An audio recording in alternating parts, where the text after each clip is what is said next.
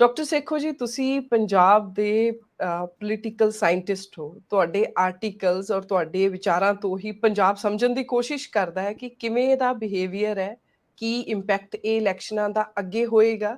ਸੋ ਕਰਨਾਟਕਾ ਦੀਆਂ ਚੋਣਾਂ ਬਾਰੇ ਤੁਹਾਡੇ ਤੋਂ ਅਸੀਂ ਸਮਝਾਂਗੇ, ਕਿਉਂਕਿ ਕਰਨਾਟਕਾ ਨਾਲ ਇੱਕ ਤਾਂ ਸਾਡੀ ਬੋਲੀ ਵੀ ਸਮਝ ਨਹੀਂ ਆਉਂਦੀ ਬਾਹਲੀ ਉਹਨਾਂ ਦੀ, ਬਾਹਲੇ ਪੰਜਾਬੀ ਉੱਥੇ ਜਾ ਕੇ ਵਿਜ਼ਿਟ ਵੀ ਨਹੀਂ ਕੀਤਾ ਹੋਇਆ। ਸੋ ਤੁਸੀਂ ਬੜੀ ਸਿੰਪਲ ਭਾਸ਼ਾ ਦੇ ਵਿੱਚ ਸਾਨੂੰ ਸਮਝਾਉਣ ਦੀ ਕੋਸ਼ਿਸ਼ ਕਰਨਾ ਉਹ ਸਵਾਲ ਜਿਹੜੇ ਆਮ ਹੁਣ ਪੰਜਾਬ 'ਚ ਚੱਲ ਰਹੇ ਨੇ। ਜਿਵੇਂ ਲੋਕ ਕਹਿੰਦੇ ਨੇ ਕਿ ਕਾਂਗਰਸ ਨੇ ਬੀਜੇਪੀ ਦਾ ਰੱਥ ਜਿਹੜਾ ਸੀ ਉਹਨੂੰ ਮੋੜ ਦਿੱਤਾ ਹੈ, ਟਾਈਡ ਟਰਨ ਹੋ ਚੁੱਕਾ ਹੈ। ਲੋਕ ਇੱਥੇ ਇਹ ਸੋਚਣ ਲੱਗ ਗਏ ਨੇ ਕਿ ਪ੍ਰਾਈਮ ਮਿਨਿਸਟਰ ਮੋਦੀ ਦਾ ਕ੍ਰਿਜ਼ਮਾ ਘਟ ਗਿਆ, ਪੋਪੂਲੈਰਿਟੀ ਘਟ ਗਈ, ਇਸ ਕਰਕੇ ਕਰਨਾਟਕਾ ਹਾਰ ਗਏ, ਬੀਜੇਪੀ ਹਾਰ ਚੁੱਕੀ ਹੈ ਉੱਥੇ। ਲੋਕ ਇਹ ਸੋਚਣ ਲੱਗ ਗਏ ਕਿ ਕਾਂਗਰਸ ਮੁਕਤ ਭਾਰਤ ਕਰਦੇ ਸੀ, ਹੁਣ ਸਾਊਥ ਇੰਡੀਆ ਜਿਹੜਾ ਹੈ ਉਹ ਬੀਜੇਪੀ ਮੁਕਤ ਹੋ ਚੁੱਕਾ ਹੈ। ਲੋਕ ਇਹ ਸੋਚਣ ਲੱਗ ਗਏ ਨੇ ਕਿ ਹਿੰਦੂਤਵਾ ਫੇਲ ਪ੍ਰੋਜੈਕਟ ਬਣ ਚੁੱਕਾ ਹੈ, ਕਰਨਾਟਕਾ ਵਾਲਿਆਂ ਨੇ, ਕਨਾਡਿੰਗਾਸ ਨੇ ਫੇਲ ਕਰ ਦਿੱਤਾ ਹੈ। ਸੋ ਸਭ ਤੋਂ ਪਹਿਲਾ ਸਵਾਲ ਮੈਂ ਤੁਹਾਡੇ ਵੱਲ ਇਹੀ ਲੋਕਾਂ ਦਾ ਲੈ ਕੇ ਆਉਣੀ ਹੈ ਕਿ ਕੀ ਕਾਂਗਰਸ ਦੀ ਜਿੱਤ ਕਰਨਾਟਕਾ ਅਸੈਂਬਲੀ ਚੋਣਾਂ ਦੇ ਵਿੱਚ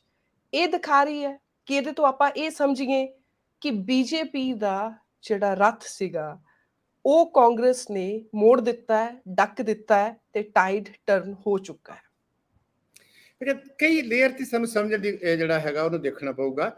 ਇਹਦੀ ਇੱਕ ਐਕਸਪਲੇਨੇਸ਼ਨ ਨਹੀਂ ਹੈਗੀ। ਹਰ ਤੁਸੀਂ ਕਿਸੇ ਨਾਲ ਵੀ ਗੱਲ ਕਰਕੇ ਦੇਖੋ, ਉਹਦੀ ਆਪਣੀ ਆਪਣੀ ਐਕਸਪਲੇਨੇਸ਼ਨਸ ਹੈਗੀ ਆ। ਸਭ ਤੋਂ ਵੱਡੀ ਗੱਲ ਤੇ ਇਹ ਦੇਖਣੀ, ਕਿਉਂਕਿ ਕਾਂਗਰਸ ਦਾ ਜਿਹੜਾ ਸੰਗਠਨ ਸੀ ਜਿਹੜਾ ਕਰਨਾਟਕਾ ਦੇ ਵਿੱਚ ਪਿਛਲੇ ਲੰਮੇ ਸਮੇਂ ਦੇ ਉੱਤੋਂ ਉਹਨਾਂ ਨੇ ਆਪਣੇ ਆਪ ਨੂੰ ਕੰਸੋਲੀਡੇਟ ਕੀਤਾ। 2013 ਤੋਂ 18 ਤੱਕ ਕਾਂਗਰਸ ਦੀ ਜਿਹੜੀ ਹੈਗੀ ਸੀਗੀ ਆਪਣੀ ਇੱਕ ਬਹੁਤ ਸੰਮਤੀ ਵਾਲੀ ਸਰਕਾਰ ਸੀਗੀ।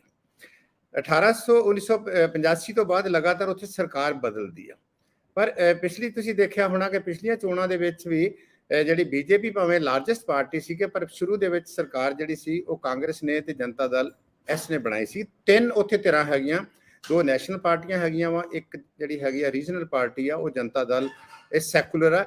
ਜਿਹੜੀ ਜਨਤਾ ਪਾਰਟੀ ਤੋਂ ਮੁੜ ਕੇ ਜਨਤਾ ਦਲ ਬਣਿਆ ਸੀਗਾ ਔਰ 85 ਦੇ ਵਿੱਚ ਜਨਤਾ ਪਾਰਟੀ ਸੀਗੀ, ਤੇ ਬਾਅਦ ਦੇ ਵਿੱਚ ਆਣ ਕੇ ਜਿਹੜਾ ਸੀ 90s ਦੇ ਵਿੱਚ ਇਹ ਦੋ ਹਿੱਸਿਆਂ 'ਚ ਵੰਡੀ ਗਈ, ਜਨਤਾ ਦਲ ਯੂਨਾਈਟਿਡ ਤੇ Janata Dal secular. United disappear ਹੋ ਗਈ ਤੇ ਸੈਕੂਲਰ ਦੇ ਜਿਹੜੇ ਆਗੂ ਸੀ ਉਹ ਦੇਵਾਗੌੜਾ ਸਾਹਿਬ ਉੱਥੇ ਰਹੇ।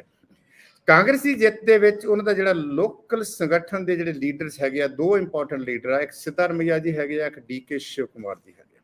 ਸਿੱਧਾਰਮਈਆ ਦਾ ਜਿਹੜਾ ਸੀ ਐਡਮਿਨਿਸਟ੍ਰੇਸ਼ਨ ਦਾ, ਖਾਸ ਕਰਕੇ ਅਜੇ ਚੀਫ ਮਿਨਿਸਟਰ ਦਾ ਇਹ ਐਕਸਪੀਰੀਅੰਸ ਆ। ਸਿੱਧਾਰਮਈਆ ਜੀ ਪਹਿਲਾਂ ਜਨਤਾ ਦਲ ਐਸ ਦੇ ਵਿੱਚ ਹੁੰਦੇ ਸੀਗੇ, ਇਹ ਉਹਨਾਂ ਚੋਣਾਂ ਤੋਂ ਪਹਿਲਾਂ ਕਾਂਗਰਸ ਦੇ ਵਿੱਚ ਆਏ ਸੀ, ਫਿਰ ਇੱਥੇ ਮੁੱਖ ਮੰਤਰੀ ਬਣੇ ਸੀਗੇ। ਡੀਕੇ ਸ਼ਿਵ ਕੁਮਾਰ ਬਹੁਤ ਪੁਰਾਣੇ ਕਾਂਗਰਸੀ ਆ। ਡੀਕੇ ਸ਼ਿਵ ਕੁਮਾਰ ਬਹੁਤ ਹੀ ਅਮੀਰ ਆ। ਕਰਨਾਟਕਾ ਦੇ ਵਿੱਚ ਜਾਂ ਸਾਊਥ ਦੇ ਵਿੱਚ ਜਿਹੜੇ ਰਾਜਨੀਤੀਵਾਨ ਆ ਉਹ ਹਜ਼ਾਰਾਂ ਕਰੋੜਾਂ ਰੁਪਈਆਂ ਦੇ ਮਾਲਕ ਹੈਗੇ ਆ, ਜਿਨ੍ਹਾਂ ਚੋਂ ਡੀਕੇ ਸ਼ਿਵ ਕੁਮਾਰ ਵੀ ਹੈਗੇ ਆ। ਸੋ ਪਹਿਲੀ ਗੱਲ ਤਾਂ ਇਹ ਹੈਗੀ ਆ ਕਿ ਇਹਨਾਂ ਨੇ ਪਿਛਲੇ ਸਾਲਾਂ ਦੇ ਵਿੱਚ ਖਾਸ ਕਰਕੇ ਕਾਂਗਰਸ ਦਾ ਵੋਟ ਸ਼ੇਅਰ ਹਮੇਸ਼ਾ ਦੂਸਰੀਆਂ ਪਾਰਟੀਆਂ ਨਾਲੋਂ ਜ਼ਿਆਦਾ ਰਿਹਾ।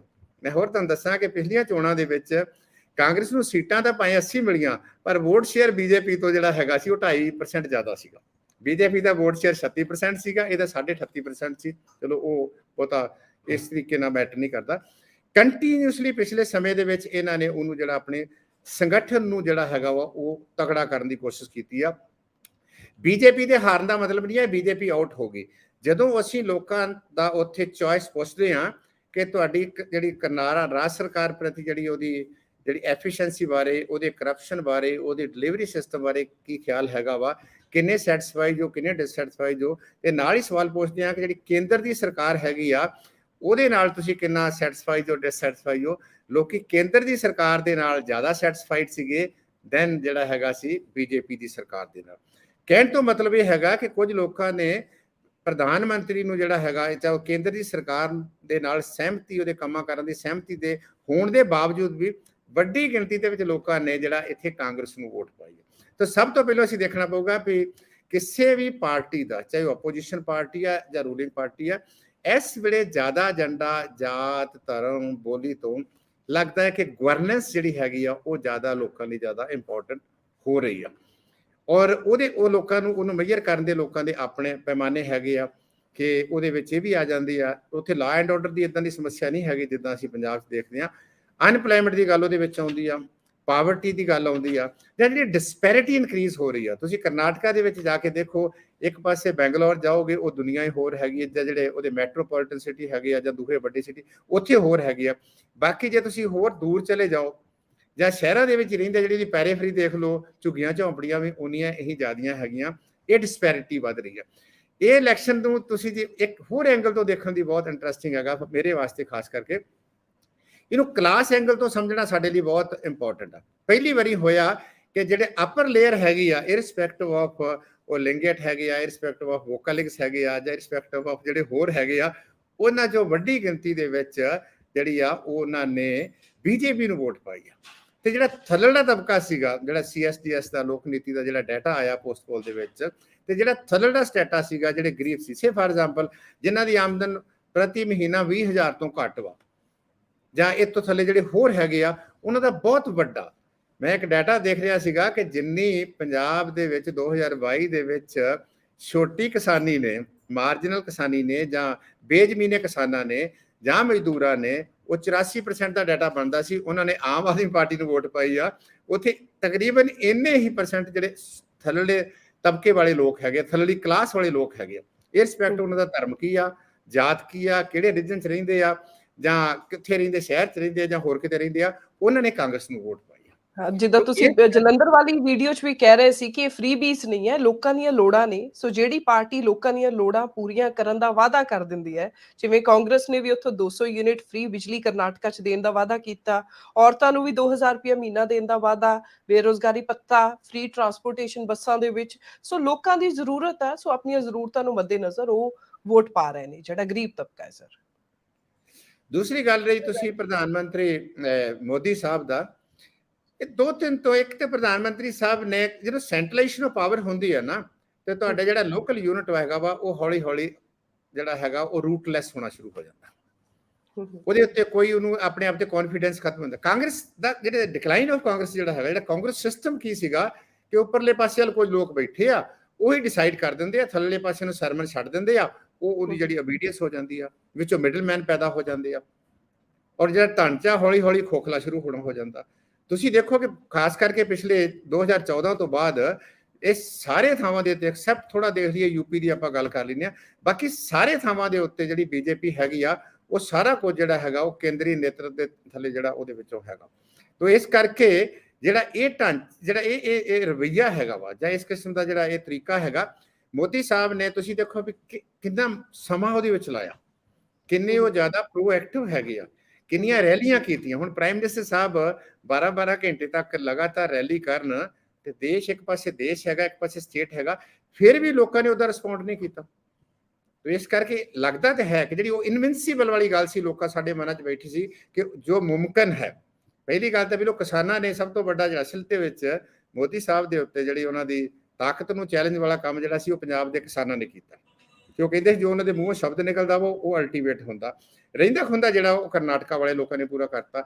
ਪਰ ਬੀਜੇਪੀ ਨੂੰ ਜਾਂ ਬੀਜੇਪੀ ਦੀ ਤਾਕਤ ਨੂੰ ਜਾਂ ਬੀਜੇਪੀ ਦੇ ਸੰਗਠਨਾਂ ਨੂੰ ਅੰਡਰਮਾਈਨ ਨਹੀਂ ਕਰਨਾ ਚਾਹੀਦਾ ਕਿ ਉਹਦੇ ਨਾਲ 2024 ਦੇ ਵਿੱਚ ਆਉਂਦਿਆਂ ਜਿਹੜਾ ਹੈਗਾ, ਇਹ ਠੀਕ ਆ ਕਿ ਬਹੁਤੇ ਲੋਕਾਂ ਦੇ ਮਨਾਂ 'ਚੋਂ ਇਹ ਸ਼ੰਕਾ ਨਿਕਲ ਜਾਊਗੀ ਕਿ ਤੁਸੀਂ ਮੋਦੀ ਨੂੰ ਹਰਾ ਨਹੀਂ ਸਕਦੇ। ਮੋਦੀ ਸਾਹਿਬ ਜਿਹੜਾ ਜਾਂ ਬੀਜੇਪੀ ਜਿਹੜੀ ਹੈਗੀ ਆ, ਇਹ ਬਹੁਤ ਤਾਕਤਵਰ ਹੈਗੀ ਆ, ਇਹ ਆਸ ਦਿੰਦੀ ਆ, ਇਹ ਬਹੁਤ ਸਾਰਾ ਖਾਸ ਕਰਕੇ ਜਿਹੜੀਆਂ ਪਾਰਟੀਆਂ ਲੜਦੀਆਂ ਹੁੰਦੀਆਂ ਉਹਨਾਂ ਨੂੰ ਵੀ ਆਸ ਦਿੰਦੀ ਆ, ਇੱਕ ਜਿਹੜੇ ਫੈਂਸ ਸਿੱਟਰ ਲੋਕ ਹੁੰਦੇ ਆ ਉਹਨਾਂ ਲਈ ਵੀ ਇਹ ਹੁੰਦੀ ਆ। ਔਰ ਇਹ ਬੀਜੇਪੀ ਦੇ ਖਾਸ ਕਰਕੇ ਮਿਡਲ ਲੈਵਲ ਦੇ ਲੋਕ ਜਿਹੜੇ ਹੈਗੇ ਆ, ਉਹ ਲੀਡਰਸ਼ਿਪ ਦੇ ਉੱਤੇ ਸ਼ੰਕੇ ਵੀ ਪੈਦਾ ਹੁੰਦੇ ਆ, ਤੇ ਹੋ ਸਕਦਾ ਉਹ ਸਵਾਲ ਵੀ ਖੜੇ ਕਰਨੇ ਸ਼ੁਰੂ ਕਰ ਦੇਣ ਮੋਦੀ ਸਾਹਿਬ ਦੇ ਉੱਤੇ ਜਾਂ ਉਹਨਾਂ ਦੇ ਜਿਹੜੇ ਹੋਰ ਤਾਕਤਵਰ ਬੰਦੇ ਹੈਗੇ ਆ। ਤੁਸੀਂ ਬਹੁਤ ਵੱਡੀ ਗੱਲ ਨੂੰ ਇਸ ਵੀਡੀਓ ਦੇ ਵਿੱਚ ਪਰਿਭਾਸ਼ਿਤ ਕਰ ਰਹੇ ਹੋ। ਕੀ ਸਰ ਤੁਸੀਂ ਇਹ ਕਹਿਣਾ ਚਾਹ ਰਹੇ ਹੋ, ਜੋ ਮੈਂ ਸਮਝ ਪਾਈ ਹਾਂ, ਕਿ ਮੋਦੀ ਸਾਹਿਬ ਦਾ ਜਿਹੜਾ charismatic leader, the most popular leader, ਦਾ ਇਨਵਿੰਸੀਬਲ ਵਾਲਾ ਜਿਹੜਾ ਟੈਗ ਸੀ, ਉਹ ਕਿਤੇ ਨਾ ਕਿਤੇ ਖੁਰ ਰਿਹਾ ਹੈ।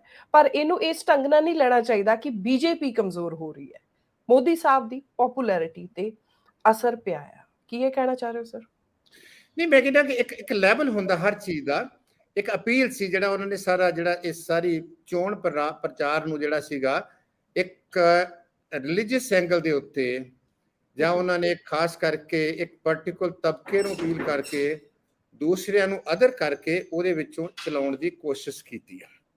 ਹੂੰ, ਹੂੰ, ਔਰ ਇਹ ਜਿਹੜਾ ਮੈਥੋਡੋਲੋਜੀ ਉਹਨਾਂ ਦੀ ਸੀਗੀ ਜਾਂ ਇਹ ਜਿਹੜਾ ਉਹਨਾਂ ਦਾ ਤਰੀਕਾ ਸੀਗਾ ਜਾਂ ਜਿਸ ਤਰੀਕੇ ਦੇ ਨਾਲ 2019 ਦੇ ਵਿੱਚ ਇੱਕ ਇੰਸਟੈਂਸ ਨੇ ਸਾਰਾ ਇਲੈਕਸ਼ਨ ਦਾ ਨੈਰੇਟਿਵ ਹੀ ਚੇਂਜ ਕਰ ਦਿੱਤਾ, ਉਹ ਸ਼ਾਇਦ ਹੁਣ ਬਹੁਤਾ ਲੰਮਾ ਸਮਾਂ ਚੱਲਣ ਵਾਲਾ ਨਹੀਂ ਹੈਗਾ। ਹੂੰ, ਅਸਲ ਦੇ ਵਿੱਚ ਲੋਕਾਂ ਦੇ ਮੁੱਦੇ ਜਿਹੜੇ ਹੈਗੇ ਆ, ਖਾਸ ਕਰਕੇ ਤੁਸੀਂ ਦੇਖੋ ਸਾਰਾ ਡਾਟਾ ਦੱਸਦਾ ਹੈ ਕਿ ਕਿਸ ਤਰੀਕੇ ਦੇ ਨਾਲ ਡਿਸਪੈਰਿਟੀ ਵਧੀ ਆ, ਕਿਸ ਤਰੀਕੇ ਨਾਲ ਮਹਿੰਗਾਈ ਵਧੀ ਆ, ਕਿਸ ਤਰੀਕੇ ਨਾਲ ਅਨਪਲੋਇਮੈਂਟ ਵਧੀ ਆ, ਕਿਸ ਤਰੀਕੇ ਦੇ ਨਾਲ ਲੋਕਾਂ ਦੀ ਹੈਲਪਲੈਸਨੈਸ ਵਧਦੀ ਆ, ਹੋਪਲੈਸਨੈਸ ਵਧਦੀ ਆ, ਔਰ ਕਿਸ ਤਰੀਕੇ ਦੇ ਨਾਲ ਲੋਕਾਂ ਦੀ ਸਹਿਣ ਸ਼ਕਤੀ ਜਿਹੜੀ ਆ ਉਹ ਘੱਟ ਹੁੰਦੀ ਆ।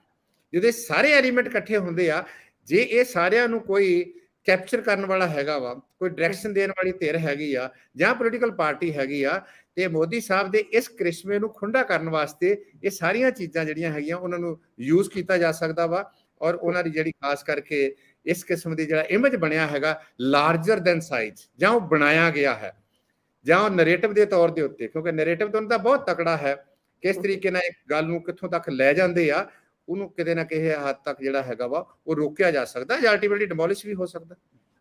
ਹਿੰਦੂਤਵਾ ਦਾ ਰੱਥ ਤਾਂ ਜ਼ਰੂਰ ਰੁਕਿਆ ਜੀ। ਕਰਨਾਟਕਾ ਦੇ ਵਿੱਚ ਹਿੰਦੂਤਵਾ ਦੇ ਲਈ ਬਹੁਤ ਏਦਾਂ ਦੀ ਬਿਆਨਬਾਜ਼ੀਆਂ ਕੀਤੀਆਂ ਗਈਆਂ, ਹਿਜਾਬ, ਹਲਾਲ, ਧਰਮ ਪਰਿਵਰਤਨ ਦਾ, ਕਿਉਂਕਿ ਪਿਛਲੀ ਸਰਕਾਰ ਬੀਜੇਪੀ ਦੀ ਸੀ, ਧਰਮ ਪਰਿਵਰਤਨ ਦੇ ਕਾਨੂੰਨ ਜਿਹੜੇ ਨੇ ਉਹ ਵੀ ਉੱਥੇ ਲਾਗੂ ਕੀਤੇ ਗਏ।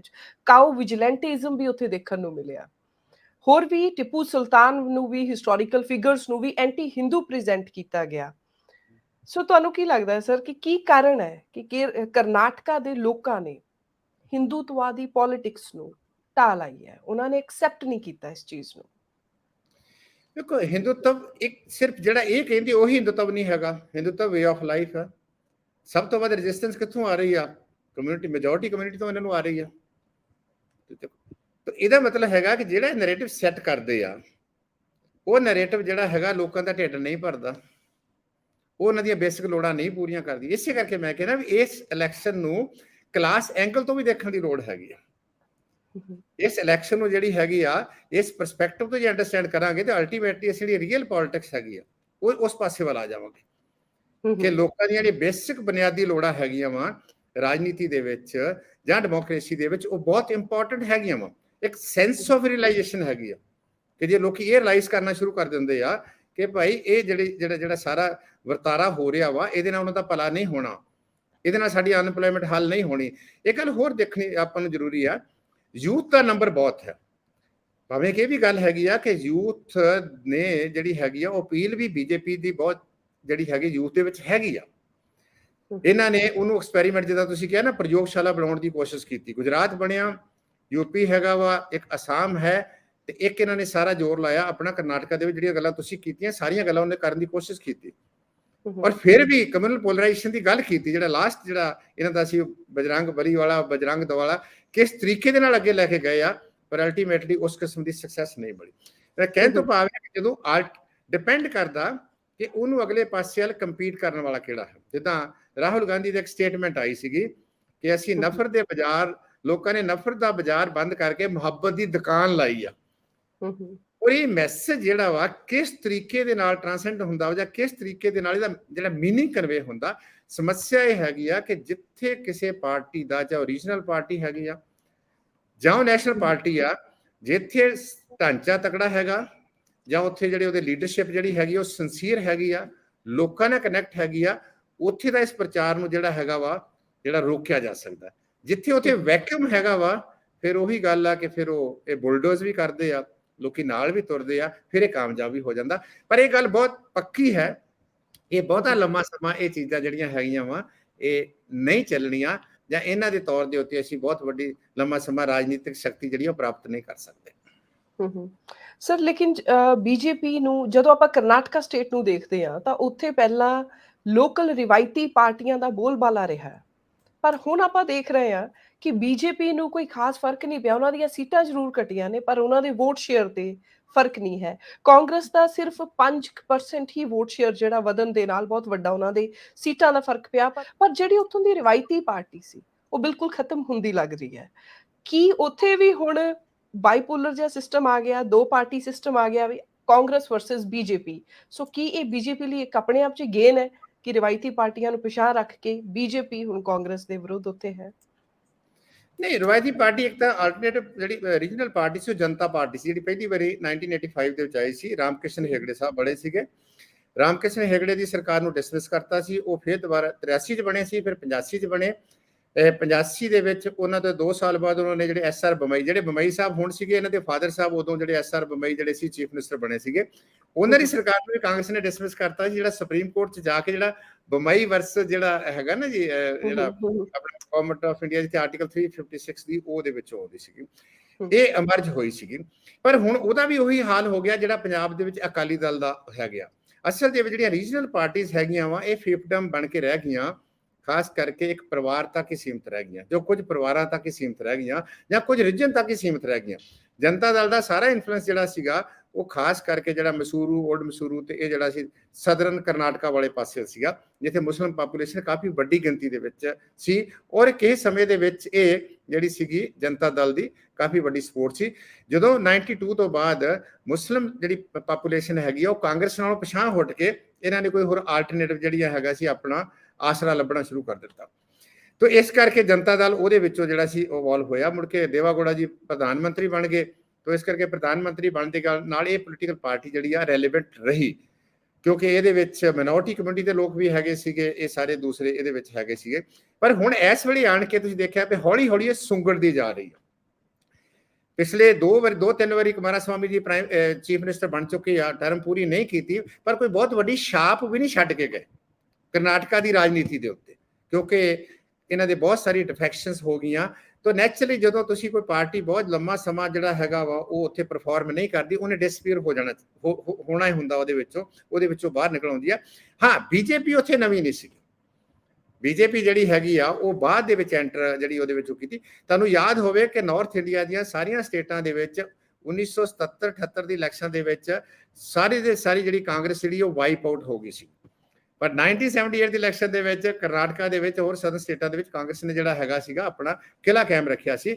ਇੰਦਰਾ ਗਾਂਧੀ ਨੂੰ ਅਨਸੀਟ ਜਦੋਂ ਕੀਤਾ ਗਿਆ ਸੀ ਇੱਥੋਂ, ਆਪਣਾ ਜਦੋਂ ਦੁਬਾਰਾ ਹਾਰ ਕੇ ਰਾਏਬਰੇਲੀ ਤੋਂ ਚਿੱਕਮਗਲੂਰ ਤੋਂ ਇਲੈਕਸ਼ਨ ਲੜੀ ਸੀ, ਜਿੱਤ ਕੇ ਆ ਗਏ ਸੀ, ਬਾਅਦ ਚ ਉਹਨਾਂ ਨੂੰ ਅਨਸੀਟ ਕੀਤਾ ਗਿਆ ਸੀ। ਕਾਂਗਰਸ ਦਾ ਇਸੇ ਕਰਕੇ ਪਿਛਲੀਆਂ 17-18 ਚੋਣਾਂ ਦੇ ਵਿੱਚ 12-13 ਵਾਰੀ ਕਾਂਗਰਸ ਉੱਥੇ ਜਿੱਤੀ ਆ। ਕਾਂਗਰਸ ਦੇ ਮੁੱਖ ਮੰਤਰੀਆਂ ਨੇ ਆਪਣੀ ਟਰਮ ਜਿਹੜੀ ਆ ਉਹ ਜਿਹੜੀ ਆ ਪੂਰੀ ਕੀਤੀ ਆ। ਹੋਰ ਕੋਈ ਵੀ ਮੁੱਖ ਮੰਤਰੀ, ਚਾਹੇ ਉਹ ਬੀਜੇਪੀ ਦਾ ਹੋਵੇ, ਚਾਹੇ ਦੂਸਰਾ ਜਨਤਾ ਪਾਰਟੀ ਦਾ ਹੋਵੇ ਜਾਂ ਕੁਮਾਰਾਸਵਾਮੀ ਦਾ ਹੋਵੇ, ਇਹਨਾਂ ਨੇ ਕਦੀ ਵੀ ਆਪਣੀ ਟਰਮ ਉੱਥੇ ਪੂਰੀ ਨਹੀਂ ਕੀਤੀ। ਪਰ ਇਹ ਜ਼ਰੂਰ ਹੈਗੀ ਆ ਕਿ ਕਾਂਗਰਸ, ਕਿਉਂਕਿ ਹੁਣ ਬੀਜੇਪੀ ਵੱਡੀ ਉੱਥੇ ਐਂਟਰ ਕੀਤੀ ਆ, ਬੀਜੇਪੀ ਨੇ ਕੋਸ਼ਿਸ਼ ਕੀਤੀ ਹੈ ਇਨਰੋਡਸ ਬਣਾਉਣ ਵਾਸਤੇ, ਕਿਉਂਕਿ ਜਿਹੜੇ ਏਰੀਆਜ਼ ਹੈਗੇ ਆ, ਖਾਸ ਕਰਕੇ ਜਿਹੜਾ ਕਰਨਾਟਕਾ ਹੈਗਾ ਵਾ, ਇਹ ਹੈਦਰਾਬਾਦ ਤੋਂ ਕੁਝ ਏਰੀਆ ਲਏ ਆ, ਕੁਝ ਬੰਬੇ ਸਟੇਟ ਤੋਂ ਲਏ ਆ, ਕੁਝ ਦੂਸਰੇ ਪਾਸੇ ਮਦਰਾਸ ਸਟੇਟ ਤੋਂ ਲਏ ਆ। ਇਹ ਏਰੀਆਜ਼ ਦੇ ਵਿੱਚ ਜਿਹੜੇ ਲੋਕ ਰਹਿੰਦੇ ਆ ਕੋਸਟ ਏਰੀਆ ਦੇ ਵਿੱਚ 12-13% ਜਿਹੜੀ ਹੈਗੀ ਆ ਉਹ ਖਾਸ ਕਰਕੇ ਮਿਨੋਰਟੀ ਮੁਸਲਿਮ ਪਾਪੂਲੇਸ਼ਨ ਰਹਿੰਦੀ ਉਹਦੇ ਵਿੱਚੋਂ, ਔਰ ਉਹ ਕੰਸੈਂਟਰੇਟਰ ਹੈਗੀ ਆ ਡਿਫਰੈਂਟ ਏਰੀਆਜ਼ ਦੇ ਵਿੱਚ ਕਰਕੇ ਉਹਨਾਂ ਨੂੰ ਆਈਸੋਲੇਟ ਕਰਨ ਦੀ ਇਹਨਾਂ ਕੋਸ਼ਿਸ਼ ਕੀਤੀ, ਜਿੱਥੇ ਇਹਨਾਂ ਨੇ ਸਪੇਸ ਬਣਾਈ। ਬੀਜੇਪੀ ਦੇ ਵਿੱਚ ਬਹੁਤ ਸਾਰੀਆਂ ਆਰਗੇਨਾਈਜੇਸ਼ਨਾਂ, ਕਿਸੇ ਪੋਲੀਟੀਕਲ ਪਾਰਟੀ ਕੋ ਇੰਨੀਆਂ ਆਰਗੇਨਾਈਜੇਸ਼ਨ ਸਟਰਕਚਰ ਨਹੀਂ ਹੈਗਾ, ਸਿਰਫ RSS ਨਹੀਂ ਹੈਗੀ, ਇਹਨਾਂ ਕੋਲ ਸੈਂਕੜੇ ਦੇ ਵਿੱਚ ਹੋਰ ਆਰਗੇਨਾਈਜੇਸ਼ਨਸ ਹੈਗੀਆਂ ਜਿਹੜਾ ਇਹਨਾਂ ਦਾ ਗਰਾਊਂਡ ਵਰਕ ਕਰਦੀਆਂ ਵਾ, ਜਿਹੜੀ ਇਹਨਾਂ ਲਈ ਜ਼ਮੀਨ ਤਿਆਰ ਕਰਦੀਆਂ। ਤੁਸੀਂ ਦੇਖੋ ਵੀ ਇੰਨੀ ਜ਼ਮੀਨ ਤਿਆਰ ਕਰਨ ਦੇ ਬਾਵਜੂਦ ਵੀ ਜੇ ਇਹਨਾਂ ਨੂੰ ਇਸ ਕਿਸਮ ਦਾ ਰਿਸਪੌਂਸ ਮਿਲਦਾ ਵਾ, ਤੇ ਮੈਨੂੰ ਤੇ ਇਹ ਲੱਗਦਾ ਕਿ ਇਹ ਬੀਜੇਪੀ ਲਈ ਬਹੁਤ ਵੱਡਾ ਚੈਲੰਜ ਹੈਗਾ। ਔਰ ਆਉਣ ਵਾਲੇ ਸਮੇਂ 'ਚ ਇਹ ਲੱਗਦਾ ਕਿ ਉੱਥੇ ਜਿਹੜਾ ਮੁੱਖ ਕੰਪੀਟੀਸ਼ਨ ਹੋਊਗਾ ਉਹ ਕਾਂਗਰਸ ਤੇ ਬੀਜੇਪੀ 'ਚ ਰਹੂਗਾ। ਡਿਪੈਂਡ ਇਹ ਕਰਦਾ, ਇੱਕ ਪਹਿਲੇ ਸਮੇਂ 'ਚ ਮੈਂ ਹੋਰ ਗੱਲ ਕਹਿਣੀ ਚਾਹੁੰਦਾ, ਕਾਂਗਰਸ ਨੂੰ ਬਹੁਤ ਕਲੀਅਰ ਹੋਣਾ ਪੈਣਾ, ਔਰ ਕਾਂਗਰਸ ਇਸ ਇਲੈਕਸ਼ਨ ਦੇ ਵਿੱਚ ਬਹੁਤ ਕਲੀਅਰ ਹੋਈ ਆ। ਜਦੋਂ ਕਾਂਗਰਸ ਨੇ ਇਹ ਕਿਹਾ ਵਾ ਕਿ ਅਸੀਂ ਬਜਰੰਗ ਦਲ ਦੇ ਉੱਤੇ ਬੈਨ ਲਾਵਾਂਗੇ, ਮੈਂ as a student of political science ਮੇਰਾ ਇਹ ਬਹੁਤ ਵੱਡਾ ਡੈਲਮਾ ਰਿਹਾ ਵੀ ਮੈਨੂੰ ਕਾਂਗਰਸ ਦਾ ਸੈਕੂਲਰਿਜ਼ਮ ਕਦੀ ਸਮਝ ਆਇਆ ਹੀ ਨਹੀਂ ਸੀਗਾ। ਉਹ ਸੌਫਟ ਹਿੰਦੂਤਵਾ ਹੁੰਦਾ ਸੀਗਾ, ਉਹ ਸਾਰਿਆਂ ਨੂੰ ਖੁਸ਼ ਕਰਨ ਦੀ। ਬੀਜੇਪੀ ਦਾ ਕਮਿਊਨਿਜ਼ਮ ਬਹੁਤ ਕਲੀਅਰ ਆ, ਇਜ਼ ਰਿਟਨ ਔਨ ਦਾ ਵਾਲ, ਉਹ ਬਹੁਤ ਸਿੰਸੀਅਰ ਹੈ ਇਸ ਮਾਮਲੇ ਦੇ ਵਿੱਚ। ਕਾਂਗਰਸ ਦੀ ਇਹ ਸਮੱਸਿਆ ਰਹੀ, ਹੁਣ ਕਾਂਗਰਸ ਨੂੰ ਡਿਸਟਿੰਕਟ ਕਰਨਾ ਪਊਗਾ, ਔਰ ਸ਼ਾਇਦ ਇਸੇ ਕਰਕੇ ਉਹਨਾਂ ਨੇ ਕਰਨਾਟਕਾ ਤੋਂ ਦੀ ਸ਼ੁਰੂਆਤ ਕੀਤੀ ਆ, ਜਦੋਂ ਉਹਨਾਂ ਨੇ ਕਿਹਾ ਕਿ ਅਸੀਂ ਬਜਰੰਗ ਦਲ ਜਿਹੜਾ ਹੈਗਾ ਵਾ ਉਹਦੇ ਉੱਤੇ ਬੈਨ ਲਾਵਾਂਗੇ। ਬਜਰੰਗ ਦਲ ਦਾ ਮਤਲਬ ਹੈਗਾ ਕਿ ਜਿਹੜੇ ਰਾਈਟ ਵਿੰਗਰ ਜਿਹੜਾ ਹੈਗੀਆਂ ਹਿੰਦੂ ਫੰਡਾਮੈਂਟਲਿਸਟ ਫੋਰਸਸ ਹੈਗੀਆਂ। ਸੋ ਮੈਨੂੰ ਲੱਗਦਾ ਕਿ ਇਸ ਕਿਸਮ ਦਾ ਜਿਹੜਾ ਮੈਸੇਜ ਵੀ ਸੀਗਾ ਉਹਨੇ ਵੀ ਕਾਂਗਰਸ ਦੇ ਵਿੱਚ ਜਿਹੜੀ ਸਪੋਰਟ ਬੇਸ ਜਿਹੜੀ ਡਿਫਰੈਂਟ ਸੈਗਮੈਂਟ ਦੇ ਵਿੱਚੋਂ। ਦੂਸਰੀ ਗੱਲ ਇਹ ਕਿ ਜਿਹੜੀ ਵੋਟਾਂ ਦਾ ਟ੍ਰਾਂਸਫਰ ਤੇ ਸੀਟਾਂ ਦਾ ਕੋਈ, ਕਿਉਂਕਿ ਜਿੱਥੇ ਮਲਟੀ ਪਾਰਟੀ ਕੰਟੈਸਟ ਹੁੰਦਾ, ਫਸਟ ਪੋਸਟ ਸਿਸਟਮ ਹੁੰਦਾ, ਉਹਦਾ ਬਹੁਤਾ ਜ਼ਿਆਦਾ ਸੰਬੰਧ ਨਹੀਂ ਹੁੰਦਾ। ਆਪਾਂ ਕਹਿੰਦੇ ਪਿਛਲੇ ਵਾਰੀ ਕਾਂਗਰਸ ਨੂੰ 38-38% ਵੋਟਾਂ ਮਿਲੀਆਂ ਸੀਗੀਆਂ, ਸੀਟਾਂ ਵੋਟਾਂ ਮਿਲੀਆਂ ਸੀ ਤੇ 80 ਸੀਟਾਂ ਮਿਲੀਆਂ ਸੀਗੀਆਂ।